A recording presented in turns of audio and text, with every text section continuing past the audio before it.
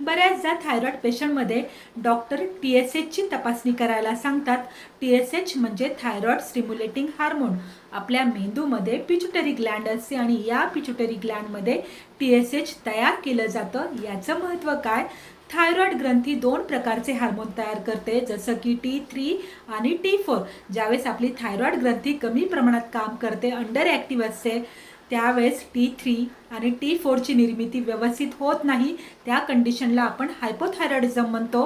आणि अशा वेळेस पिट्युटरी ग्लँडला सिग्नल जातो आणि पिट्युटरी ग्लँड थायरॉईडला कामाला लावण्यासाठी TSHची निर्मिती करते आणि T3 T4ची मात्रा रक्तामध्ये वाढवली जाते आणि आपलं थायरॉईड हार्मोन संतुलित राहतं.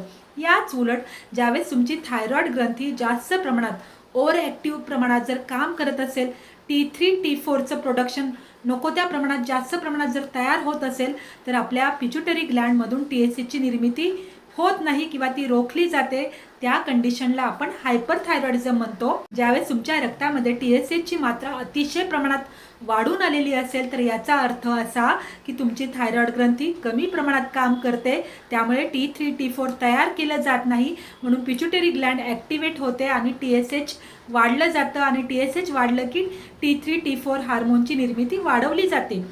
आता जर TSH तुमच्या रक्तामध्ये कमी आलं असेल, त्याची मात्रा कमी प्रमाणात आढळून आली असेल, तर याचा अर्थ की तुमच्या रक्तामध्ये T3 T4चं ओव्हर प्रोडक्शन झालेलं आहे, म्हणून आपल्या पिट्युटरी ग्लँडमधून TSH रोखलं जातं. म्हणजे TSH कमी आलं, खूप प्रमाणात कमी आलं, तर तुम्हाला हायपरथायरॉइडिझम सारखा थायरॉईडचा विकार असू शकतो. जर तुमचं TSH अतिशय प्रमाणात वाढून आलं, तर तुम्हाला हायपोथायरॉइडिझम सारखा विकार असू शकतो.